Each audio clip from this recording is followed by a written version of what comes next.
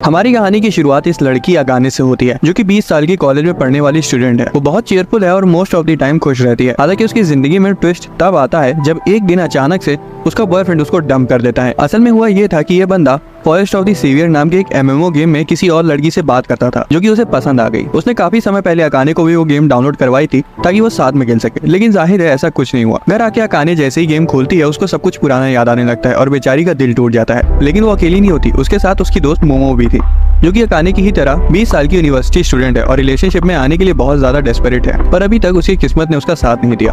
Akane decide करती है कि वो गेम खेल के मॉन्स्टर्स को मारेगी ताकि अपनी फ्रस्ट्रेशन निकाल सके। गेम में अचानक से उसे एक अजीब सा कैरेक्टर दिखाई देता है। वो एक एफ्रो कैरेक्टर था जिसके चेहरे पर इतना सीरियस एक्सप्रेशन था जैसे कि वो IPL का फाइनल मैच देख रहा हो। Well, congrats to RCB। इस एफ्रो कैरेक्टर का नाम यामाडा है और अकाने को ये जाना पहचाना सा लग रहा था क्योंकि वो उसी की गिल्ड का मेंबर था। अकाने उसे अपनी पूरी हार्ट ब्रेक की कहानी सुनाने लगती है कि कैसे उसके बॉयफ्रेंड ने इसी गेम में किसी और लड़की के साथ छुप कर फ्लर्ट करके उसे चीट किया और फिर अचानक से उसके साथ ब्रेकअप कर लिया। पर यामाडा को उसकी बातों में लिटरली एक पैसे का इंटरेस्ट नहीं था। वो तो उस एरिया में सिर्फ इसलिए आया था क्योंकि उसे शांति चाहिए थी, जिससे दोनों में छोटी सी बहस हो जाती है। यामाडा तो साफ बोल देता है कि मुझे फर्क नहीं पड़ता, जिससे वो और भी ज्यादा फ्रस्ट्रेट हो जाती है और उसे एक लंबा चौड़ा इमोशनल मैसेज लिखकर भेजती है। थोड़ी देर बाद उसे उस गेम के कन्वेंशन का इनविटेशन आता है। असल में गेम ने अपनी फर्स्ट ईयर एनिवर्सरी सेलिब्रेट करने के लिए एक तरह का इवेंट रखा था जहाँ पर आने वाले गेमर्स को गिफ्ट और अवतार्स भी दिए जाएंगे। अकाने तुरंत गेस कर लेती कि शायद उसका एक्स भी उस कन्वेंशन में आएगा, इसलिए वो बिना समय बर्बाद किए सीधा मॉल में कपड़े लेने और स्पा कराने चली जाती है। उसका एक ही मिशन था, वो अपने एक्स को रिग्रेट कराना चाहती थी ये दिखाकर कि उसने कितनी सुंदर लड़की को खोया है। इवेंट के दिन उसे रियलाइज होता है कि आज उसे अपना दुख दर्द बाहर नहीं निकालना है। भले ही उसने अपने एक्स को जलाने के चक्कर में पूरे पैसे उड़ा दिए हैं, फिर भी सिर्फ आज के लिए उसे अपना कंपोजर बनाए रखना है। वो चली रही होती है कि तभी उसे अपना एक्स किसी और लड़की के साथ दिखाई दे जाता है। वो तुरंत उसकी तरफ भागती है, लेकिन बीच ही में एक हैंडसम लड़के से टकरा कर गिर जाती है। अकाने से बहुत फ्रेंडली वे में माफी मांगती है और बताती है कि वो हाल ही में हुई कई चीजों को लेकर थोड़ा सा डिस्ट्रैक्टेड है, लेकिन वो लड़का तो उसे ऐसे देख रहा था जैसे उसे गंदी बदबू आ रही हो। अकाने फिर से सॉरी बोलती है और कहती कि जो कुछ भी उसने बोला वो उसे भूल जाए। हालांकि लड़का कहता है कि मुझे फर्क नहीं पड़ता और इतना क्या कर वो वहाँ से चल लेता है। तभी अकाने को याद आता है कि गेम में भी उस एफ्रो कैरेक्टर ने सेम यही चीज इसी टोन में बोली थी। वो उस लड़के को यामाडा कहकर बुलाती है और वो रुक कर पीछे मुड़कर देखता है। उसी वक्त अकाने का एज भी उसे देख लेता है। भाई, बंदे ने इस लड़की के लिए अकाने को छोड़ दिया, इस लड़की के लिए। खैर, अकाने के एक्स ने तो उसे देखा तक नहीं और वो सीधा दौड़कर यामाडा के पास चला गया। हमें पता चलता है कि यामाडा एक फेमस प्रोफेशनल गेमर है और अकाने का एक्स उसका बहुत बड़ा फैन है। तभी अकाने के दिमाग में एक आइडिया आता है। वो यामाडा का हाथ पकड़कर ब्लफ करती है कि वो उसका बॉयफ्रेंड है। यामाडा पहले तो तुरंत मना कर देता है, लेकिन जब अकाने उसे गेम का एक रेयर आइटम प्रॉफिट स्टोन का ट्रेड कोड देती है, जिसे तुम रिडीम कोड भी कह सकते हो, तब वो तुरंत कह देता है कि ये मेरी गर्लफ्रेंड है। अब ऑब्वियसली उनकी जोड़ी इतनी फेक लग रही थी जितनी की मेरे कॉलेज वालों के जॉब प्लेसमेंट के वादे। पर अकाने के एक्स को लगता है कि वो सब रियल है और वो टूट जाता है। जैसा कि अकाने का प्लान था, उसका एक्स उससे जलने लगता है और जमीन पर बैठकर रोना शुरू कर देता है। पर जब अकाने उसकी गर्लफ्रेंड को उसे इतने प्यार से चुप कराते हुए देखती है, तब उसे रियलाइज होता है कि वो लड़ाई तो जीत गई लेकिन जंग हार गई। थोड़ी देर बाद अकाने यामाडा को अपने साथ बार में ड्रिंक्स के लिए ले जाती है। बंदा सिर्फ सोडा मंगाता है और उसे पीते हुए कहता है कि क्या मैं घर जा सकता हूँ। अकाने इस पर भड़क पड़ती है और कहती है कि अगर थोड़ी देर तुम यहाँ मेरे साथ बैठ जाओगे तो क्या तुम्हें मौत आ जाएगी। यामाडा को समझ आ जाता है कि ये वही गेम वाली लड़की है जिसके जाने के बाद सारे गिल्ड के मेंबर उस पर हंस रहे थे। यामाडा तो सिर्फ सोडा पीता रहता है, पर दूसरी तरफ अकाने एक के बाद एक बियर चढ़ाई जा रही थी, ये कहते हुए कि वो अपने एक्स को बुलाना चाहती है। फिर अकाने बाथरूम चली जाती है और खुद को शीशे में देखकर कहती है कि अपने एक्स के बारे में सोच सोचकर मेरी कैसी हालत हो गई है, मेरे कपड़े भी पूरे गंदे हो गए, काश मैं उस इवेंट में जाते ही नहीं। जब वो बाथरूम से बाहर आती है और देखती है कि यामाडा वहाँ से जा चुका है, तो वो बस रोने ही वाली थी। लेकिन तभी यामाडा वापस आ जाता है और बताता है कि उसने देखा था कि उसका पैर छिल गया, इसलिए वो बैंडेड लेने गया था। अकाने इतनी ज्यादा इमोशनल हो जाती है कि उसके बाद वो तब तक पीती है जब तक बेसुध नहीं हो जाती, और जब उसे होश आता है तब वो यामाडा के बिस्तर में खुद को पाती है। और अब जब उसने एक हाई स्कूल गेमर के घर पे रात बिताई है तो कुछ तो हुआ ही होना चाहिए। खैर, बदकिस्मती से जो तुम लोग सोच रहे हो ऐसा कुछ नहीं हुआ था। असल में पिछली रात उसने इतनी ज्यादा पी ली थी कि वो टेबल पर ही बेहोश हो गई थी, जिसके बाद यामाडा के पास सिर्फ 2 ऑप्शन थे, या तो वो उसे अपने साथ घर ले जाए या फिर उसे सड़क पर कहीं फेंक दे। सड़क पर फेंकने वाला ऑप्शन उसे थोड़ा सा कम सही लगा, इसलिए वो सारा बिल भर के अकाने को अपने साथ घर ले आया। अकाने ने खुद को सिर्फ इतना ही एम्बैरेस नहीं किया था, बल्कि उसने तो उल्टी करके अपने कपड़े भी गंदे कर दिए थे, जो कि यामाडा ने रात में धुलकर बाथरूम में सुखाए। अकाने सबके लिए तहे दिल से माफी मांगती है और अपने घर कट लेती है। लेकिन घर में एक और मुसीबत। वो नोटिस करती है कि उसका नेकलेस गायब है। फिर वो तुरंत गेम में लॉग इन करती है ताकि यामाडा से उसके बारे में पूछ सके। यामाडा तो उस वक्त ऑफलाइन होता है, लेकिन उसे दुखी देखकर एक क्यूट सी बनी कैरेक्टर आती है और उसका दुख दर्द सुनती है। बीच में यामाडा ऑनलाइन आ जाता है और जब अकाने उसे नेकलेस के बारे में पूछती है तो वो तुरंत मना कर देता है कि उसने नेकलेस नहीं देखा, और उस बनी से कहते हैं कि ये सारी बातें बाद में करना, सबसे पहले गिल्ड की स्टोरेज में जो फालतू का कचरा भरा रखा है उसे खाली करो। ये कचरा और किसी ने नहीं बल्कि अकाने ने भरा था, जिससे वो शर्मिंदा हो जाती है। जब यामाडा गेम बंद करके अपनी सीट से उठता है तब गलती से अकाने का नेकलेस यामाडा के पैर के नीचे आ जाता है और वो टूट जाता है। इधर अकाने अभी भी अपने नेकलेस को खो देने के दुख से बाहर नहीं आ पाई थी और अब आ भी नहीं पाएगी। उसकी बेस्टी मोमो कहती है कि तुम अभी भी अपने एक्स के पीछे लटकी हुई हो ना, और उस गेम को भी इसीलिए खेलती हो और इसी चक्कर में तुम्हें लोग चीट कर जाते हैं। वैसे मोमो ने ये लास्ट वाली लाइन बोली नहीं थी, सिर्फ सोचा था। एक दिन जब अकाने स्टेशन पे होती है, वो देखती कि हाई स्कूल की लड़की अपने क्रश को प्रपोज कर रही है। और गेस करो वो लड़का कौन होगा? बिल्कुल सही, यामादा। पर यामादा को इतना पेशेंस नहीं था, उसे तो घर जाके गेम खेलना था। इसलिए वो लड़की से कहता है पहले अपने थॉट्स को ऑर्गेनाइज कर लेना, फिर कल बताना जो कहना है। अकाने उसे मिलने के लिए भाग कर जाती है और बताती ये क्या कर दिया तुमने, वो लड़की तुम्हें प्रपोज करने वाली थी। यामादा शॉक्ड हो जाता है क्योंकि उसे प्यार व्यार समझ नहीं आता। फिर अकाने देखती है कि यामादा तो स्कूल यूनिफॉर्म में है, मतलब वो हाई स्कूल का स्टूडेंट है और कोई ऐसा वैसा हाई स्कूल नहीं, वो एक एलीट हाई स्कूल में पढ़ता है। जिससे अकाने अंदाजा लगा लेती कि यामादा काफी स्मार्ट भी है। यामादा बोलता है कि वो उससे मिलना चाहता था, लेकिन और किसी चीज के लिए नहीं, बल्कि सिर्फ उसका टूटा हुआ नेकलेस रिटर्न करने के लिए। अकाने उसे थैंक्स बोलती है और कहती कि उसे इसके लिए दुखी नहीं होना चाहिए, वो वैसे भी इसे फेंकने वाली थी। बाहर बारिश हो रही थी और अकाने उसे गुड बाय कहकर स्टेशन से निकल जाती है। तभी यामादा भाग कर उसके पास जाता है और एक छाता देकर उसे कहता है कि इसे वापस करने की जरूरत नहीं है। घर पर बेचारी उस टूटे हुए नेकलेस को लिए बेड पर लेटी होती है कि तभी अचानक से घंटी बजती है। उसकी मम्मी ने उसका सारा सामान वापस भिजवा दिया था जो कि काफी समय से घर में पड़ा हुआ था। अब हमारी प्यारी अकाने का एक कमरे का तो घर है, इसलिए वो अपनी बेस्टी मोमो को सारा सामान ऑर्गेनाइज करने में हेल्प के लिए बुलाती है। लेकिन मोमो तो साफ बोल देती है सब कुछ फेंक दो। अकाने उसे गिड़गिड़ाने लगती है कि वो सब कुछ नहीं फेंक सकती, उन सारी चीजों के साथ उसकी यादें जुड़ी हुई हैं। इसलिए मोमो बेचारी पर तरस खा लेती है और सामान सॉर्ट करवाने लगती है। सारा काम हो जाने के बाद मोमो को एक नेकलेस और छाता मिलता है और वो पूछती है कि इसका क्या करना है। उस वक्त अकाने को यामादा की कही हुई बात याद आती है, जब उसने कहा था कि सामान रखने के लिए जगह लिमिटेड है और उसे चूज करना होगा कि क्या रखना है और क्या हटाना। इसके पीछे की हिडन मीनिंग ये है कि अब उसे डिसाइड करना होगा कि उसे अपने एक्स की यादों में फंसे रहना है या फिर आगे किसी और के साथ अपने फ्यूचर के बारे में सोचना है। सारा कचरा फेंकने के बाद वो नशे में छाता वापस करने के लिए यामादा के घर आती है। वो तो नशे में यामादा से चिपकने लगती है और कहती कि वो तो उसके साथ अभी कोर्ट चल के शादी करने के लिए राजी है। पर अपना सख्त लौंडा यामादा उनसे सीधा कहता है कि तुम लोग यहाँ से जा रही हो या फिर मैं पुलिस बुलाऊं। अकाने यामादा का शुक्रिया करती है सारी हेल्प के लिए, उस इवेंट से लेकर अब तक की, और फिर मोमो को लेकर वहाँ से जाने लगती है। लेकिन अचानक से यामादा उसे रोकता है और कहता है कि अगर वक्त मिले तो ऑनलाइन आना, रूरी तुम्हें मिस कर रही थी और मैं भी। थोड़ा वक्त गुजरता है और हम देखते हैं कि अकाने और मोमो एक डबल ब्लाइंड डेट पर आई हैं। अब मोमो तो अपना पति ढूंढने के लिए डेस्परेट थी, इसलिए वो अपने साथ बैठे बंदे के साथ बिजी थी। लेकिन अकाने को तो वो लड़के चोमू लग रहे थे और उसे बस घर जाना था। ये जानने के बाद कि वो गेम्स खेलती है, लड़का कहता है अरे गेम्स तो मैं भी बहुत खेलता हूँ, और फिर गेम्स के बारे में सब कुछ जानने की नौटंकी करने लगता है, जबकि बंदे को ऑनलाइन गेम्स का वो भी नहीं पता था। हालांकि अकाने उस पर जरा सा भी ध्यान नहीं देती क्योंकि वो तो रूरी वही गेम वाली लड़की से चैटिंग कर रही थी। भाई ऐसे ही ऑनलाइन किसी को अपना नंबर नहीं देना चाहिए, लड़कियों को तो खास कर। और मैं ये किस लिए कह रहा हूँ ये तुम्हें आगे पता चलेगा। दोनों को डेट में अनकंफर्टेबल फील हो रहा था, इसलिए वो वहाँ से चली आई। और वैसे भी अकाने फिलहाल अपनी जिंदगी का दूसरा चैप्टर शुरू करने के लिए तैयार नहीं थी। इस दौरान उसे रूरी का मैसेज आता है कि वो उसे असल जिंदगी में मिलना चाहती है। अकाने रास्ते पर चल रही होती है कि तभी अचानक से उसके बगल से एक लड़की गुजरती है जिसे क्यूट सा बनी टाइप का कॉस्ट्यूम पहन रखा था। अकाने सोचती कि शायद रूरी भी असल जिंदगी में ऐसी ही दिखती होगी। घर पहुंचकर वो गेम में लॉगिन करती है और देखती कि यामादा रूरी के साथ बात कर रहा है। वो दोनों इतने क्लोज लग रहे थे कि अकाने को लगा कि वो यामादा की गर्लफ्रेंड है, क्योंकि वो उसे कह रही थी अब बहुत लोग आ गए, हम साथ में टाइम स्पेंड नहीं कर पाते, मुझे पहले ज्यादा अच्छा लगता था। तभी यामादा अकाने को वहाँ नोटिस करता है और ऑफलाइन चला जाता है और रूरी कहती कि वो बाद में बात करेंगे, जिसे सुनकर अकाने और भी ज्यादा कंफ्यूज हो जाती है। उसे वो क्यूट लड़की याद आ जाती जो उसने मेट्रो में देखी थी और अकाने इमेजिन करती कि वो यामादा के साथ है। अकाने के एक्शन से समझ आ रहा था कि वो धीरे धीरे उससे ऑब्सेस्ड होती जा रही है। यूनिवर्सिटी में बैठी वो गूगल पर यामादा को सर्च कर रही थी और सोचती रहती कि क्या उसकी कोई गर्लफ्रेंड होगी। यूनिवर्सिटी से निकलने पर उसे वही चोमू लड़का मिल जाता है जो पिछली डेट पर आया था। वो उसे फर्स्ट ऑफ द सेवियर के बारे में बातचीत शुरू करना चाहता था। वो कहता है कि उसने रिसर्च करी है गेम की और वो उसके साथ खेलना चाहता है। वो पूरे रास्ते बकवास किए जा रहा था और अकाने मन में सोच रही थी हाँ भाई चुप कर जा, बहुत देखे तेरे जैसे संत। एंड गेस व्हाट, स्टेशन पर उसे कौन दिखता है? अरे वही क्यूट सी बनी आउटफिट वाली लड़की जो इस बार यामादा का हाथ पकड़कर उसे कहीं ले जा रही थी। यामादा और रूरी को साथ देखकर अकाने के डाउट्स और बढ़ जाते हैं। तभी उसे रूरी का मैसेज आता है जो उसे गिल्ड की रियल लाइफ मीटिंग के लिए इनवाइट कर रही थी। वो जानना चाहती थी कि सब लोग कौन है और खासकर रूरी को, क्योंकि उसे लग रहा था कि वही क्यूट लड़की ही रूरी है, इसलिए वो मीटिंग अटेंड करने का डिसाइड करती है। अगले दिन वो गिल्ड मेंबर से मिलने के लिए रेडी होती है, लेकिन सड़क पर चलते चलते रास्ता भूल जाती है क्योंकि मैप में वो कैफे गलत मार्क था। तभी एक लड़का उसे टकराता है और उसका फोन गिर जाता है। वो फोन उठाता है और कैफे का एड्रेस देख लेता है। ये लड़का भी काफी अट्रैक्टिव और हैंडसम था और सबसे जरूरी वो लंबा भी था।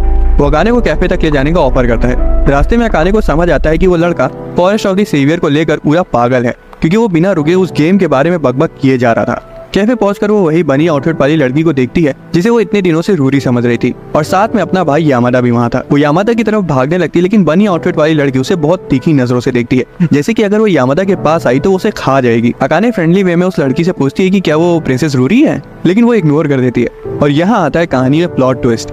कैफे के अंदर यामादा कहता है कि सब अपना इंट्रोडक्शन दे। पता चलता है कि प्रिंसेस रूरी असल में सफेद बालों वाला लड़का ईता है, जिसने अपनी कैरेक्टर अपनी छोटी बहन रूना के बेसिस पर बनाई थी। इसलिए हमने बोला था कि ऑनलाइन अपना नंबर किसी को मत देना, क्या पता जिसको तुम प्यारी सी लड़की समझ रहे हो वो एक 40 साल का पीडोफाइल निकले। रूना ईता की छोटी बहन थी और वही क्यूट लड़की थी जो उसे रास्ते में दिखी थी। साथ में हमें तकीजो नाम का 40 साल का अंकल भी मिलता है, जो टीनेजर के साथ बैठा थोड़ा अजीब लग रहा था। बट एनीवेज ये सब लोग यामादा के गिल्ड के मेंबर्स हैं और ईता उसका काफी पुराना फ्रेंड। ये सब सुन के अकाने का दिमाग खराब हो जाता है और वो सोचती है कि मैं किन अजीब लोगों के ग्रुप में आ गई। एक नेकामा जो कि असल में लड़का होने के बावजूद ऑनलाइन लड़की बना घूमता है, एक बनी गर्ल जिसने अपने भाई के बेस्ट फ्रेंड पर ही डोरे डाल रखे हैं, और एक 40 साल का अंकल जो अपनी एज के लोगों से दोस्ती नहीं कर पाया इसलिए बच्चों के साथ घूम रहा है। और आखिर में आता है यामादा, जिसका तो क्या ही कहना। ये सब लोग नोटिस करते हैं कि यामादा और अकाने एक दूसरे को पहले से जानते हैं, जो कि रूना को बिल्कुल अच्छा नहीं लगता क्योंकि वो यामादा को बचपन से पसंद करती है। अकाने कहती है कि उसे लग रहा था कि रूना और यामादा कपल है क्योंकि गेम्स में वो इतना फ्लर्ट जो करते हैं। यामादा बताता है कि ईता उससे 1 साल बड़ा है और जब वो गेम खेलता है तो अपने कैरेक्टर के जोन में चला जाता है, इसलिए वो उसे फ्लर्ट करने देता है। अकाने फिर कहती है कि जब यामादा ने बताया था कि उसकी कोई गर्लफ्रेंड नहीं है तब उसे लगा था कि वो शायद झूठ बोल रहा है, और उसे ये जानकर खुशी है कि वो सच था। रूना डायरेक्टली अकाने से पूछती है कि क्या उसे यामादा पसंद है, लेकिन ईता तुरंत उसका मुंह बंद करवा के कहता है कि मेरी छोटी बहन बड़ी मुंहफट है, इसकी तरफ से मैं सॉरी कहता हूँ। इसके बाद जब अकाने का यामादा से आई कांटेक्ट होता है तब नर्वसनेस में उसे ग्लास गिर जाता है, और जब वो उसे उठाने जाती है तो यामादा उसका हाथ पकड़ लेता है और कहता है कि मत करो, टूटा कांच है, तुम्हें लग जाएगा। ये देख कर कि यामादा उसकी फिक्र करता है, अकाने शर्माने लगती है, लेकिन यामादा सोचता है कि वो उसे नाराज है इसलिए वो बहाना बनाकर बाहर चला जाता है और ईता भी उसके पीछे पीछे आता है। बाहर ईता से बात करते टाइम यामादा कहता है कि वो लड़कियों के इमोशंस को बिल्कुल भी नहीं समझ पाता। ईता कहता है कि अगर ऐसा ही चलेगा तो उसे कभी गर्लफ्रेंड नहीं मिलेगी। यामादा को अपने बचपन की एक लड़की का फ्लैशबैक आता है जो उसे रोते हुए अलविदा कह रही थी। प्रेजेंट में वापस आके सब लोग अपने अपने रास्ते चले जाते हैं। रूना कहती है कि वो अकाने से नफरत करती है क्योंकि उसे इस चीज से जलन हो रही है कि उसे उसके भाई और चाइल्डहुड क्रश दोनों का टेंशन मिल रहा है। अब उसका सिर्फ एक ही गोल है, अकाने को गिल्ड से निकालना। ईता सॉरी कहता है कि वो अकाने को वापस घर तक ड्रॉप नहीं कर सकता, तो यामादा ऑफर करता है। ट्रेन में अकाने यामादा के साथ कन्वर्सेशन स्टार्ट करने की कोशिश करती है, लेकिन वो सवाल ही ऐसे पूछ रही थी जिनका यामादा हाँ या ना में जवाब दे रहा था। जब ट्रेन ब्रेक मारती है तो अकाने यामादा से टकरा जाती है और उसे अपनी जगह दे देता है ताकि अगली ब्रेक पड़ने पर वो हर्ट ना हो। तभी वो नोटिस करती है कि ट्रेन की सारी लड़कियां यामादा को देख रही हैं और अकाने सोचती कि वो देखे भी क्यों ना, तब वो भी उससे अपनी नजरें नहीं हटा पा रही थी। फिर वो उसे पूछती कि वो डिनर में क्या खाएगा, जिस पर वो कन्वीनियंस स्टोर जाकर एक जेली लेकर कहता है कि उसका इतने में पेट भर जाएगा। अकाने तुरंत दौड़ कर जाती है और घर से कड़ी और चावल पैक कर लाती है जो कि उसने सुबह बनाया था। उसको चिंता थी कि अगर यामादा अच्छे से खाना नहीं खाएगा तो उसकी ग्रोथ पर असर पड़ेगा। वो माफी भी मांगती है कि करी में थोड़ा सा मीट कम है क्योंकि इस महीने पैसे की थोड़ी तंगी चल रही है। तभी अचानक अकाने को रूना का कॉल आ जाता है और वो उसे माफी मांगती है और कहती कि उसे सैटरडे को मिलना चाहती है। वो कॉल रख देती है और यामादा अपने घर चला जाता है, लेकिन वो ये जानकर थोड़ा सा हैरान था कि वो उसे सैटरडे को मिलना चाहती है क्योंकि उस दिन तो उसे रूना को पढ़ाने जाना था। रूना के ट्यूटरिंग सेशन के बारे में सोचते हुए सैटरडे आ जाता है। यामादा ईता से पूछता है कि क्या रूना का ट्यूटरिंग सेशन आज कैंसिल है, लेकिन पता चलता है कि नहीं, क्योंकि रूना ने अकाने से खुद मिलने की जगह इस अजीब से आदमी को उसके पास भेज दिया था। ऑब्वियसली ये रूना की एक चाल थी। अकाने के कई बार मना करने के बाद भी वो आदमी बार बार उसे रूरी चांद कहकर बुला रहा था, इसलिए वो दौड़कर बाथरूम चली जाती है। इस बीच यामादा रूना को पढ़ाने आता है। वो रूना से पूछता है कि क्या उसे कहीं जाना नहीं था, जो रूना मना कर देती है। अकाने बाथरूम से रूना को कॉल करने की कोशिश करती है, लेकिन वो छोटी डॉन साफ साफ उसकी कॉल को इग्नोर कर देती है। तभी अचानक से अकाने का बाथरूम का दरवाजा कोई जोर जोर से खटखटाता है और हाँ, वो आदमी लेडीज वॉशरूम में घुस आया था। वो जबरदस्ती उसका बाथरूम डोर खोलने की कोशिश करता है। असल में ये बंदा रूरी से बहुत ज्यादा ऑब्सेस्ड था। इधर यूने यामादा से कन्फेस कर देती कि उसने अपने भाई की आईडी से गेम में लॉगिन किया और एक आदमी जो उसके भाई के कैरेक्टर रूरी को बहुत ज्यादा चाहता था से कहा कि वो उससे रियल लाइफ में मिलना चाहती है और खुद की जगह चालाकी से अकाने को उसके साथ मिलने भेज दिया। यामादा को तो पता था कि इंटरनेट पर किस तरह के क्रीप्स रहते हैं, इसलिए उसने तुरंत ईता के साथ उनकी चैट्स चेक करी। दूसरी तरफ वो बिगड़ी बच्ची सोच रही थी कि सब कुछ पहले जैसा क्यों नहीं हो जाता जब वो सेंटर ऑफ अटेंशन थी। गिल्ड के सारे मेंबर डिसाइड करते कि वो अकाने को ढूंढने जाएंगे, लेकिन बेचारा तकीजो को तो बताया जाता है कि उनकी प्यारी अकाने को किसी गैंग के मेंबर ने किडनैप कर लिया, जिस वजह से वो रोते हुए अपनी धन्नो को 200 की स्पीड से भगाता है ताकि वो जल्दी से जल्दी वहाँ पहुंच सके। रास्ते में ईता रूना को कस के डांट लगाता है कि अकाने तो बस तुम्हारी दोस्त बनना चाहती थी और तुमने क्या किया। कैफे पहुंचते ही तकीजो उस आदमी पर टूट पड़ता है। यामादा नोटिस करता है कि अकाने के पैर में चोट लगी और वो पूछे कि क्या हुआ। तभी वही चश्मे वाला आदमी कहता है कि ये उसकी वजह से हुआ है क्योंकि वो लेडीज वॉशरूम में घुसने की कोशिश कर रहा था। ईता तो तुरंत उसकी गुद्दी पकड़कर उसे धमकाते हुए पूछता है कि तुम्हारा मतलब क्या है कि तुम लेडीज वॉशरूम में घुसने की कोशिश कर रहे थे। वो बताता है कि वो कोई गलत हरकत करने नहीं गया था, वो तो बस उसे पेन किलर्स देने गया था क्योंकि उसे लग रहा था कि अकाने कहीं बेहोश तो नहीं हो गई। लेकिन जैसे ही अकाने ने देखा कि वो अंदर आने की कोशिश कर रहा है तो वो बहुत ज्यादा घबरा गई और टॉयलेट सीट पर अपना पैर दे मारी। यामादा अकाने से सॉरी बोलता है कि उसने ये नहीं बताया कि वो हर सैटरडे रूना को ट्यूटरिंग देता है, लेकिन अकाने इतनी स्वीट थी कि वो बिल्कुल नाराज नहीं होती। उल्टा वो तो कहती कि अच्छा इसी वजह से रूना नहीं आ पाई। जब वो रूना को देखती है तो उसके पास जाने के लिए दौड़ती है और वो पागल लड़की फिर से अपना पैर चेयर पे दे मारती है। रूना उसके पास आके सॉरी कहती है, लेकिन ईता उससे बोलता है कि अब उसे अच्छी डांट लगानी पड़ेगी और इस बार यामादा भी उसे नहीं बचाने वाला क्योंकि वो डिजर्व करती है। लेकिन अकाने इधर भी उसे डांट से बचाने के लिए पेट दर्द का नाटक करने लगती है और सबको दवा लेने भेज देती है। वो देखती है कि रूना को अपनी गलती का एहसास हो गया, लेकिन वो माफी मांगने से कतरा रही है। अकाने अचानक से गेम के बारे में बात करना शुरू कर देती है और रूना सब कुछ फाइनली एक्सेप्ट कर लेती है कि उसने जानबूझकर उस अजीब आदमी को उसके पास भेजा था और अकाने के साथ गलत बिहेव किया। ये सब उसने सिर्फ इसलिए किया ताकि अकाने उनकी गिल्ड छोड़ दे। ऑब्वियसली उसका प्लान पूरी तरह से फेल हो गया, लेकिन हमारी प्यारी अकाने उसको इसलिए भी माफ कर देती है और उससे उनका सोशल सर्कल ज्वाइन करने की परमिशन मांगती है। दोनों फ्रेंड्स बन जाती है और अकाने ऑफिशियली ग्रुप का नया मेंबर हो जाती है। अब तुम लोगों को लग रहा होगा कि रूना का इतना बदतमीजी वाला एटीट्यूड और ईगो भरी पर्सनैलिटी आई कहां से। असल में वो ससागी फैमिली की छोटी बेटी है। उसकी मम्मी हमेशा ओवर प्रोटेक्टिव रही है और बचपन से उसे जो चाहिए था मिलता रहा है। होते हैं ना कुछ बच्चे जो माँ बाप के कुछ ज्यादा ही लाडले होते हैं, बस वही। हालांकि ये सिर्फ घर में ही था, स्कूल में तो वो किसी को भाव तक नहीं देती थी। उसका कोई दोस्त भी नहीं था, सिर्फ ऑनलाइन फ्रेंड्स। असल में ये तो सिर्फ उसका बहाना था, बल्कि उसकी फिजूल खर्ची और ईगोइस्टिक बिहेवियर के चलते कोई लड़की उसका दोस्त बनना ही नहीं चाहती थी। लड़के तो काफी पड़े थे उसके पीछे, लेकिन जब उसके पास पहले से 2 जैपनीज ऋतिक रोशन जैसे दिखने वाले लड़के मौजूद हैं, तो बाकी सब तो उसको फीकी चाय लगेंगे ही। ईगो तो उसका आसमान छूता था, लेकिन फिर भी वो चाहती थी कि उसकी एक दोस्त हो जिसके साथ वो डांस कर सके और वो सब कुछ कर सके जो कि एक टिपिकल टीनेजर करती है। और उसका घमंड हर बार उसके आड़े आ जाता था। ऐसे लोग जिंदगी में आमतौर पर अकेले रह जाते हैं, लेकिन खुशकिस्मती से उसे अकाने मिल गई जो कि उससे बड़ी है, स्वीट है और हर वक्त ऊट पटांग हरकतें करने से भी नहीं कतराती। मोमो अकाने के घर में बैठी होती है और बता रही होती है कि वो हस्बैंड ढूंढने के लिए कितनी डेस्परेट है, लेकिन नोटिस करती है कि अकाने उसकी बातों पे ध्यान ही नहीं दे रही और रूना के साथ गेम खेल रही है। मोमो थोड़ा सा चिढ़ जाती है, जिस पर रूना अकड़ कर बोलती है कि तुम्हें अच्छा नहीं लग रहा तो घर चली जाओ। डेढ़ फुटिया मुंह बंद रख अपना, नहीं तो ड्रम में भर के सीधा जीने से लुढ़का दूंगी तुझे। रूना डर जाती है और तुरंत उबक के अकाने के पास चली जाती है। इसके बाद वो यामादा के बारे में बातें करने लगते हैं। रूना बताती है कि भले ही वो लड़कियों में काफी पॉपुलर है, लेकिन आज तक उसकी एक भी गर्लफ्रेंड नहीं बनी। उसी वक्त अकाने यामादा से गेम में मिलती है और उसे अपने नए बूट्स के बारे में बताती है, लेकिन यामादा कहता है कि ये बूट्स उसे किसी काम के नहीं है क्योंकि वो एक पैलेडिन है, यानी वॉरियर है। लेकिन अगर वो चाहे तो वो उसे अपनी इन्वेंट्री से बूट्स गिफ्ट कर सकता है। अकाने मना कर देती है क्योंकि वो खुद से हंटिंग करके उन्हें हासिल करना चाहती थी। गेम एकदम एक्साइटिंग मोड पर था कि तभी लैपटॉप क्रैश हो जाता है और उसे धुआं निकलने लगता है। अकाने बेचारी दुखी हो जाती है क्योंकि अब नया लैपटॉप खरीदने के लिए उसे पैसे चाहिए होंगे जो कि उसके पास थे नहीं। घर पर रूना अपने भाई को बताती है कि अकाने का लैपटॉप खराब हो गया है, जिस वजह से वो बहुत उदास है। इधर अकाने लैपटॉप के खराब हो जाने की वजह से रोई जा रही थी कि तभी डोरबेल बजती है। दरवाजा खोलने पर उसे वहाँ यामादा दिखाई देता है जो कि एक जेंटलमैन बनकर आया था। असल में रूना उसे वहाँ लेकर आई थी क्योंकि ईता ने यामादा से रिक्वेस्ट की थी वो अकाने का लैपटॉप एक बार जाके चेक कर ले। वो अंदर आता है बिना ये नोटिस किए कि अकाने के ब्रा उसके कमरे में सूख रहे हैं, जिन्हें वो झट से हटा लेती है। फिर वो उनके लिए खाना बनाने का ऑफर करती है। यामादा उसे रोकता है और उस दिन करी देने के लिए थैंक्स बोलता है और टिफिन वापस न ला पाने के लिए माफी मांगता है। इस बीच रूना एक्सेप्ट कर लेती है कि यामादा कभी उसकी फीलिंग्स रिटर्न नहीं करेगा क्योंकि वो उसे छोटी बहन की तरह देखता है। इसलिए अब उसका एक ही मिशन है, यामादा और अकाने की जोड़ी बनवाना। वो ईता से कॉल करके पूछती कि अब वो क्या करे और ईता बताता है कि अब उन्हें एक रोमांटिक कॉमेडी वाला सिनेरियो क्रिएट करना होगा। रूना थोड़ा कुछ मस्ती करने का ट्राई करती है लेकिन कुछ काम नहीं आता, इसलिए आखिर में वो अकाने को धक्का दे देती है ताकि वो यामादा से टकराए और कुछ केमिस्ट्री स्टार्ट हो। लेकिन यहाँ भी वो फेल हो जाती है क्योंकि अकाने का बाल यामादा की आंखों में घुस जाता है।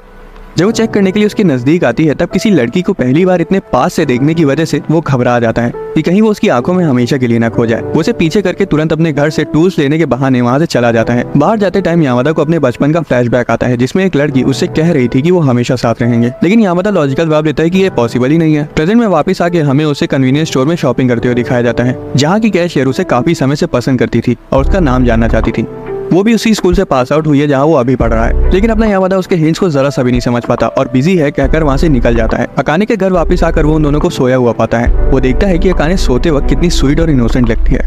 वो अचानक से उसकी हेयर क्लिप निकालता है ताकि उसके बाल खुल जाएं और वो अकाने की पूरी खूबसूरती की एक झलक देख सके। तभी कोई दरवाजा खटखटाता है जो कि और कोई नहीं बल्कि अकाने का एक्स था। यामादा दरवाजा खोलता है और वो लड़का तो पागल हो जाता है कि उसका आइडल अकाने के घर पर है। वो कहता है कि उसे पहले से शक था कि उनका रिलेशनशिप फेक है क्योंकि वो यामादा को खूब कायदे से स्टॉक करता है और उसने उसकी किसी सोशल मीडिया पोस्ट पर किसी लड़की से रिलेटेड कुछ भी नहीं देखा। हरकतें सही नहीं है इस लड़के की, मैं बता रहा हूँ। वो तो सिर्फ अकाने के टिफिन वापस करने था क्योंकि अकाने उसके लिए खाना बनाती थी और वो टिफिन वापस करना भूल जाता था, इसलिए वो हर बार नया खरीदती थी। अब समझ आया कि इसके पैसे जा कहाँ रहे थे। जब वो जाने लगता है तो यामादा से कहता है कि अकाने को ना बताए कि वो यहाँ आया था, जो यामादा मान जाता है। जब वो चला जाता है अकाने बाहर आती है और यामादा की बातें सुनकर हंसने लगती है कि वो टिफिन अपने आप वहाँ आ गए। अंदर यामादा उसकी हेयर क्लिप लौटा देता है जिससे वो थोड़ा सरप्राइज हो जाती है क्योंकि उसे नोटिस ही नहीं किया कि कब सोते वक्त वो गिर गई। यामादा कहता है कि वो गिरी नहीं थी, उसने निकाली थी। उसका मन था कि उसे खुले बालों में देखे। अकाने तो ये सुनकर शॉक्ड हो जाती है। कुछ दिनों बाद अकाने को कन्वीनियंस स्टोर में जॉब के लिए अप्लाई करते हुए दिखाया जाता है, जो कि उसके घर के बहुत पास है। फोन पर मोमो से बात करते हुए वो बताती है कि उसके गिल्ड के मेंबर्स ने लैपटॉप को फिक्स कर दिया और पैसे भी नहीं लिए और मिसिंग पार्ट भी खरीद दिया। कुछ दिनों बाद गेम में वापस लॉग इन करने पर वो रूरी से मिलती है, जो उसे तकेजो का कैरेक्टर से इंट्रोड्यूस कराती है, जो कि एक मच्छर जितना छोटा था। अकाने उन्हें लैपटॉप बनाने में हेल्प के लिए कुछ देना चाहती थी, क्योंकि उन्होंने लिटरली उसका पूरा जीपीयू, ग्राफिक कार्ड सब बदल दिया था।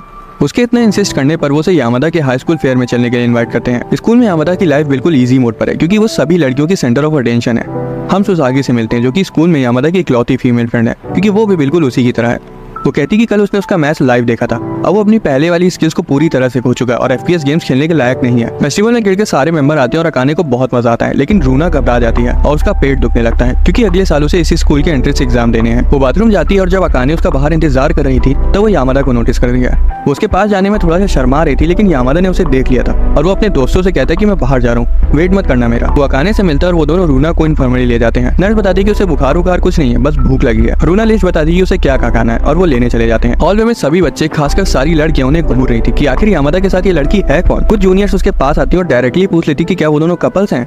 यहाँ तक कि फिजिकल एजुकेशन के टीचर यामादा को कांग्रेचुलेट करते कि आखिरकार उसकी गर्लफ्रेंड बन ही गई, और फिर उसकी टांग भी खींचते कि उसने अपनी उम्र से बड़ी लड़की फंसाई। कहते हैं ना, शहद जितना पुराना हो उतना ही मीठा होता है। काफी देर सभी की इंटरोगेशन के बाद वो लोग स्कूल से बाहर आ पाते हैं, जहाँ उनकी मुलाकात ईता और तकेजो से होती है। यहाँ ईता एक कमेंट मारता है कि अब जब उन्हें कपल्स कहकर चिढ़ाया ही जा रहा है तो क्या ये सही नहीं होगा कि वो ऑफिशियली डेट करना शुरू कर दें।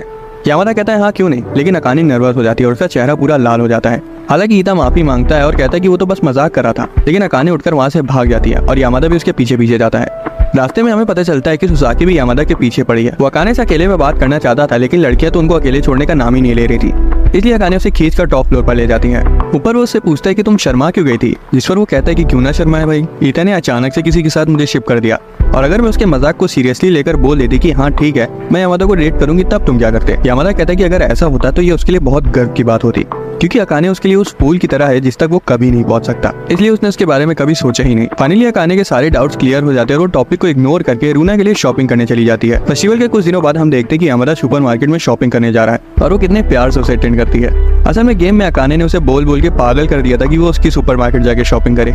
अकाने कहती है कि रूना वाले इंसिडेंट के बाद उन्हें ज्यादा मिलने का मौका ही नहीं मिला। अकाने की कोवर्कर आंटी उसे यामादा को लेकर छेड़ने लगती हैं और कहती कि वो कितना हैंडसम है, बिल्कुल किसी हीरो की तरह। भाई आंटी भी पिघल गई। अकाने यामादा से कहती है वो थोड़ी देर वेट करे, फिर वो साथ चलेंगे क्योंकि उसकी शिफ्ट खत्म ही होने वाली है। आंटी अभी भी उसे यामादा को लेकर चिढ़ाती रहती है, लेकिन अकाने एडमिट नहीं करती कि उसे यामादा पसंद है। रास्ते में अकाने यामादा को करी देती है, जो कि उसने उसे थैंक्स कहने के लिए बनाई थी, क्योंकि उसने उसका कंप्यूटर फिक्स किया था। वो जोर देकर कहती कि अब ये करी अच्छी वाली है, क्योंकि अब उसके पास पैसे हैं। अकाने छींकती है और लग रहा था कि उसको जुकाम हो गया है। तभी यामादा अचानक से उसे पकड़ कर एक बाइक से बचा लेता है। रास्ते में उनकी ज्यादा बात नहीं होती। घर में मोमो के साथ बैठी अकाने बात कर रही थी कि यामादा को एहसास भी नहीं होता वो कितना काइंड है, और सोचती कि ये सिर्फ उसके मन का वहम है और उसे प्यार नहीं करना चाहिए। मोमो उसकी नेल्स पेंट कर रही होती है और पूछती कि क्या उसे पसंद नहीं है कि यामादा उसे कभी ना पा पाने वाला फूल कहता है। अकाने कहती कि उसे इसी बात से तो डर है कि कहीं वो यामादा की बेसिक काइंडनेस से गलत हिंट्स ना कैच कर ले। हालांकि मोमो कहती कि अरे फ्लो में बता देना उसे तुम कैसा फील करती हो, लेकिन अकाने तुरंत मना कर देती है। फिर मोमो एक बहुत जरूरी बात कहती है कि वो यामादा की फीलिंग्स के बारे में तो बहुत बात करती है, लेकिन क्या खुद की फीलिंग्स को लेकर ऑनेस्ट है। तभी अकाने को रूना की इमरजेंसी कॉल आती है कि गिल्ड में एक बहुत बड़ी प्रॉब्लम हो गई है। गिल्ड बैन हो गई? नहीं, वो बस इतना बताने के लिए कॉल की थी कि गिल्ड में एक नई मेंबर जुड़ने वाली है। रूना की नौटंकी की कोई हद नहीं है। जो लड़की ने गिल्ड ज्वाइन करी है वो यामादा की रिकमेंडेशन से आई है। अब कहानी में मजेदार मोड़ आने वाला है। रूना का ऑलरेडी प्लान रेडी है कि उसे गिल्ड से कैसे निकालना है, लेकिन अकाने कहती है कि उन्हें उसका वेलकम करना चाहिए, शायद वो हमारी दोस्त बन जाए। वो जानना चाहती थी कि नई लड़की कैसी है, इसलिए रूना उसे यामादा का नंबर देती है और कहती है कि खुद उससे कॉल करके पूछ ले, क्योंकि उसे तो वो कुछ बता नहीं रहा है। इस दौरान यामादा कोचिंग में अपने फ्रेंड्स के साथ होता है। हमें पता चलता है कि सुसाकी ही यामादा की रिकमेंडेशन थी और वो उसे गिल्ड लीडर से बात करवाने के लिए थैंक्स बोल रही थी। तभी यामादा का फोन बजता है, लेकिन अननोन नंबर होने की वजह से वो उसे उठाता नहीं, क्योंकि क्लास स्टार्ट होने वाली थी। सुसाकी यामादा से पूछती है कि क्या उसे अपनी पार्टनर ढूंढने में इंटरेस्ट है।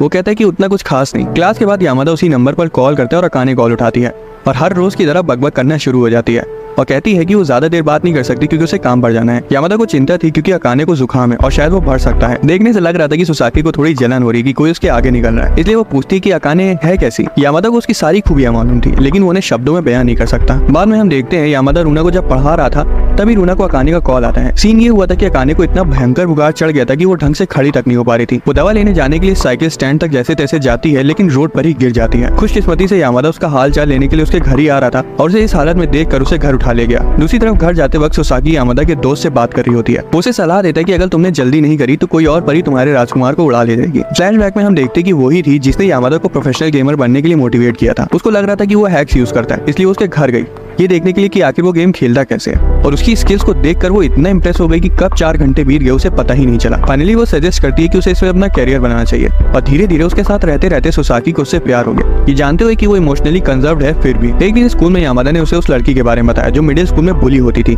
जिस वजह से उसने स्कूल आना बंद कर दिया। और क्योंकि उसका घर उसके पास था इसलिए वो डेली उसे क्लास के नोट्स देता था। समय के साथ वो दोनों दोस्त बन गए और काफी समय साथ बिताने लगे। लेकिन ट्विस्ट ये था कि वो सब सिर्फ उसकी बेसिक काइंडनेस थी और नोट भी वो उसे टीचर की रिक्वेस्ट पर देता था।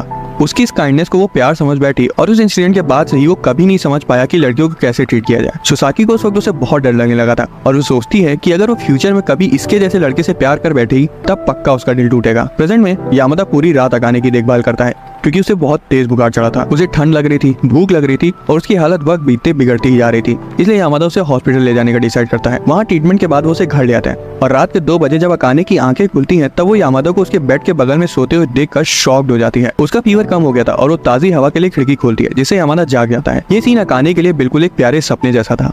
यामादा बताता है कि जब वो उसके घर आ रहा था तब वो उसे रास्ते में पड़ी हुई मिली, जिसके बाद उसे हॉस्पिटल ले गया और पूरे समय उसके साथ रहा। उसका दिल से शुक्रिया अदा करती है और कहती कि उसका ये एहसान जिंदगी भर याद रखेगी। थोड़ी देर बात करने के बाद वो ऊपर वाले का शुक्रिया अदा करती है कि उसके एक्स ने उसे छोड़ दिया क्योंकि वो जितना टाइम वेस्ट करता उतना ही उस पर चीट करता और यामादा जैसे अच्छे इंसान के साथ होने की वजह से वो अपने ड्रामा से उभर भी पाई। तभी यामादा को याद आता है कि जब बचपन में उस लड़की ने उसे गुड बाय बोला था तब वो भी मुस्कुरा रही थी। उसके बाद यामादा अकाने के ऊपर चढ़ जाता है और जो तुम सोच रहे हो उसके लिए नहीं, उसके पैर में क्रैम्प आ गया था इसलिए वो बस उसे स्ट्रेच कर रहा था। उसकी कातिलाना निगाहों को देखकर अकाने तो मर ही जाती है। पूरी रात उसकी देखभाल करने के बाद यामादा बिना सोए स्कूल निकल जाता है। अकाने को उसकी चिंता थी लेकिन वो कहता है कि वो गेमर है, उसके लिए रात भर बिना सोए अगले दिन स्कूल जाना आम बात है। वो ये सब बोल ही रहा था कि अकाने पता नहीं क्यों उसे चुंबक की तरह चिपकना चाहती थी। बाद में मोमो अकाने के लिए घर का सामान लाती है क्योंकि वो कल सो गई थी इसलिए आ नहीं पाई।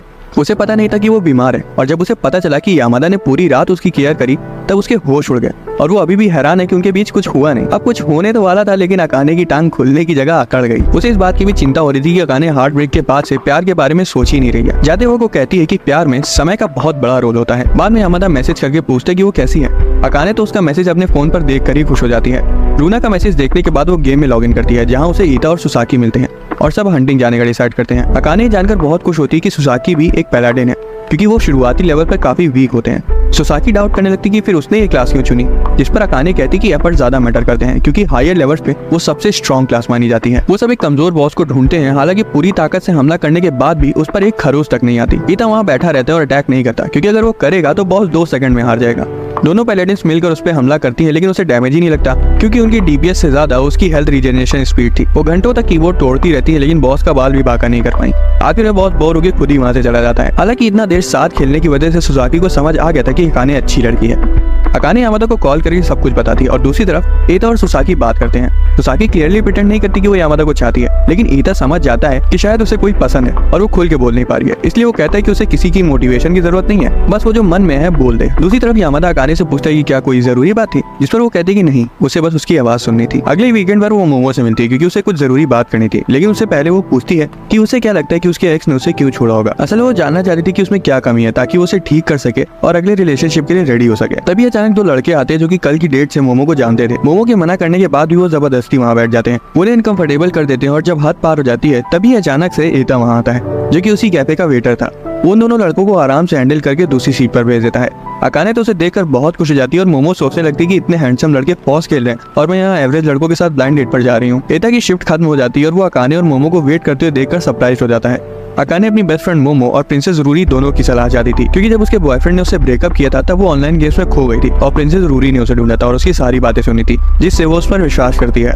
अकाने सीधा सीधा कुछ नहीं बोल रही थी इसलिए मोमो डायरेक्टली बता देती है कि अकाने प्यार में है और जानना चाहती है कि उसके एक्स ने उसे क्यों छोड़ा। वो बस जानना चाहती थी कि उसमें ऐसी क्या कमी है जो उसकी फ्यूचर रिलेशनशिप को अफेक्ट कर सकती है। ईता रिकमेंड करता है कि वो सीधा उससे जाके बात करे क्योंकि वो तो जान ही गया था कि उसे और कोई नहीं बल्कि यामादा पसंद है। वो आगे कहता है कि अगर अकाने रिजेक्ट हो भी गई तो वो तो है ही उसे तसल्ली देने के लिए। पूरी मोटिवेशन के साथ वो डायरेक्टली यामादा को ढूंढने निकल जाती है। हमारी डेस्परेट मोमो यहाँ भी दिखाने लगती है कि वो कितनी डेस्परेट है। वो खुद को 20 साल की यूनिवर्सिटी स्टूडेंट इंट्रोड्यूस करती है जो सीरियस है पार्टनर ढूंढने के लिए। और पूछती है कि क्या वो इंटरेस्टेड है। भाई मेरे हिसाब से यहाँ इन दोनों का थोड़ा सा रोमांटिक एंगल दिखाना चाहिए था, क्योंकि ज्यादातर एनिमेज में मेन कपल से ज्यादा अच्छा रोमांस साइड कपल्स का होता है। खैर रास्ते में वो यामादा के बारे में सोचती जाती है और आखिर में एक्सेप्ट कर ही लेती है कि वो उसे सच में प्यार करती है। वो घर पहुंचकर कन्फेस करने वाली होती है कि तभी एक आंटी इंटरप्ट कर देती है। वो कहता है कि उसे कोचिंग के लिए लेट हो रही है, इसलिए उसे जो बताना है वो रास्ते में बता दे। जब अकाने कहने वाली होती है कि वो दूसरे दिन आएगी, तब यामादा डोर बंद कर देता है। रास्ते में अकाने हिम्मत जुटाकर कन्फेस करने की कोशिश करती है, लेकिन ऐसे रोड पे सबके सामने कन्फेस करने से उसे थोड़ी शर्म आ रही थी, तो वो दूसरे दिन करने का डिसाइड करती है। तभी वो डिस्ट्रैक्ट हो जाती है और गाड़ी से टकराने वाली थी। अगर यामादा वहाँ नहीं होता तो वो कल कन्फेस करने के लिए जिंदा ही न बचती। फिर यामादा उसका हाथ पकड़कर स्टेशन ले जाता है और स्टेशन पहुंचकर यामादा कहता है कि रास्ते में बात तो हो नहीं पाई, लेकिन क्लास के बाद वो उसे कॉल करेगा, क्योंकि वो सुनना चाहता है कि अकाने क्या कहना चाहती है। यामादा को समझ तो आ कहता है, लेकिन वही बात है ना कि बात कटे तो कटे, लेकिन नौटंकी ना घटे। बाद में कोचिंग में बारिश स्टार्ट हो जाती है और दुविधा ये थी कि दोनों दोस्तों में यामादा के साथ अम्ब्रेला कौन शेयर करेगा। उसका फ्रेंड सुसाकी की हेल्प करना चाहता था, इसलिए वो कहता है कि बेहतर यही होगा कि सुसाकी और यामादा साथ जाएं। रास्ते में सुसाकी नोटिस करती है कि वो डिस्ट्रैक्ट हो रहा है एक ऐसी लड़की से जो कि बिल्कुल अकाने की तरह दिख रही थी। दोनों रास्ते भर में ज्यादा बात नहीं करते, तो यामादा कहता है कि बेहतर यही है कि वो अम्ब्रेला ले ले। स्टेशन पास में है, वो भागकर चला जाएगा, लेकिन वो अपने प्यार को इतनी आसानी से कैसे जाने देती, इसलिए वो भी उसके पीछे भागने लगती है। लेकिन किसी से टकरा कर उसके ग्लासेस गिर जाते हैं। लकीली यामादा आकर ग्लासेस ढूंढ लेता है, लेकिन वो टूट चुके थे। यहाँ सुसाकी यामादा को कन्फेस कर देती है और इसी की वजह से यामादा ने अकाने को कॉल नहीं किया। सिंपली उसे एक मैसेज आता है कि आज रात बात नहीं हो पाएगी। यामादा रोना को ट्यूटरिंग देने जाता है और रीता बहुत क्यूरियस था, क्योंकि वो जानता था कि आज कोई लड़की तो कन्फेस करने वाली है। ऑब्वियसली उसे ये एक्सपेक्ट नहीं था कि वो लड़की सुसाकी होगी। अगले दिन यामादा सुपरमार्केट में अकाने को देखने जाता है। अकाने को अजीब लगता है क्योंकि यामादा कभी सुपरमार्केट नहीं आता और वो नोटिस करती कि आज वो कुछ अलग लग रहा है। उसे चीयर अप करने के लिए वो गेम के बारे में बात करती है। वो बताती है कि उसे एक नई सोर्ड मिली है और उसे उसकी क्लास नहीं पता, तो वो यामादा के हाथ पर उसे ड्रॉ कर देती है। जहाँ यामादा अपने दिल की बात कहता है कि वो बोरिंग है और अक्सर समझ नहीं पाता कि लोग उसके लिए क्या फील कर रहे हैं, लेकिन अकाने उसकी सारी क्वालिटीज बताती है जो उसे पसंद है और कहती है कि वो उस पर ट्रस्ट कर सकता है। रात को यामादा सुसाकी से मिलने जाता है। यहाँ वो कन्फेस करती है कि वो उसे फर्स्ट ईयर से पसंद करती है। एक्चुअली उस रात उसने प्रॉपर्ली कन्फेस नहीं किया था, इसलिए सुसाकी उसे अच्छे से सब कुछ बताती है कि उसे उसका सब कुछ पसंद है। वो कैसे चलता है, कैसे जमीन को देखता है और कैसे सीलिंग को देखता है। हालांकि आंसुओं को आंखों में लेकर वो कहती है कि उसे पता है कि यामादा किसी और को ज्यादा पसंद करता है, लेकिन उसके दिमाग में ये बात बहुत समय से थी और रिग्रेट की जिंदगी नहीं जीना चाहती थी। जब यामादा रिस्पॉन्स देने वाला होता है तब वो नोटिस करती है कि उसके हाथों में कुछ है। सुसाकी देखती है कि यामादा के हाथ पर अकाने का कैरेक्टर ड्रॉ है। वो समझ जाती है कि जिस लड़की ने ये ड्रॉ किया है वही उसे पसंद है। वो दुखी था कि वो सुसाकी की फीलिंग्स को रिटर्न नहीं कर सकता, लेकिन वो ग्रेटफुल भी है कि एंड तक वो कितनी काइंड रही। अगले दिन गिल्ड के सभी मेंबर्स फिर से मिलते हैं डिनर के लिए और रेता ऑफर करता है कि यामादा और अकाने को अकेले रखने का कुछ प्लान किया जाए, लेकिन हमारी अकाने कहती कि जरूरत नहीं है, क्योंकि तकेजो बताता है कि रेस्टोरेंट उसके दोस्त का है। एक आदमी आकर उसे डायरेक्टर कामातो कहकर बुलाता है। असल में तकेजो सभी हाई रैंकिंग कॉर्पोरेट के लोगों को जानता है। जब वो डिनर कर रहे होते हैं तब बाकी के डायरेक्टर और प्रेसिडेंट से ढेर सारे गिफ्ट आते रहते हैं। रेता कहता है कि वो बड़े होकर तकेजो जैसा बनना चाहता है। कुछ देर बाद यामादा आ जाता है, लेकिन तब तक अकाने बहुत ज्यादा चढ़ा चुकी थी और इतना पीने के बाद रूना से चिपकी जा रही थी, इसलिए वो यामादा से उसे घर छोड़ के आने को कहती है। रास्ते में अकाने बेहोश हो जाती है तो यामादा उसे पानी देता है और उसका हाथ पकड़कर चलने लगता है। अकाने को लगता है कि वो थोड़ा सा अलग बिहेव कर रहा है। अचानक से वो रोड के बीच में रुक जाती है क्योंकि उसकी हील पेवमेंट में फंस गई थी। जब वो आगे बढ़ते हैं तो अकाने को रिग्रेट होता है कि उसका हाथ छूट गया, लेकिन अपना यामादा इस मौके को गवाता नहीं और फिर से उसका हाथ थाम लेता है। घर पहुंचकर जब यामादा जाने लगता है तब अकाने अचानक से उससे पूछती है कि क्या वो उसे पसंद करता है। यामादा एक पल के लिए एकदम शांत हो जाता है और फिर मुड़कर कहता है कि क्या मैंने इतना ऑब्वियस कर दिया था, और पहली बार बंदा मुस्कुराता है। जब अकाने कन्फेस करने वाली होती है तब उससे पहले ही वो कह देता है कि अकाने उसे पसंद है और अभी वो नशे में है तो शायद उसे याद न रहे, इसलिए वो कल फिर से आके उसे बताएगा और जितनी बार जरूरत होगी वो उतनी बार बताएगा। वो हक करते हैं और वादा करते हैं कि कल कॉल करेंगे और एक दूसरे का ख्याल रखेंगे। हम उनके नए रूटीन की एक झलक देखते हैं जहाँ वो सुबह एक दूसरे से फोन पर बतियाते हैं और दोपहर में अगले की सोच में डूबे रहते हैं। अकाने थोड़ी सी दुखी थी क्योंकि यामादा के एग्जाम नजदीक हैं, इसलिए उसे उन्हें प्रायोरिटी देनी पड़ेगी और वो उस पर बोझ नहीं बनना चाहती थी। हालांकि वो ऐसा नहीं सोचता। जब वो रास्ते पर चल रहे थे तब अकाने कहती है कि वो चाहती कि जब भी वो ऐसे साथ चल रहे हो तो एक दूसरे का हाथ पकड़ कर चले। तब यामादा को अकाने के साथ अपनी पहली मुलाकात याद आती है और इसी के साथ ये प्यारा सा एनीमे यहीं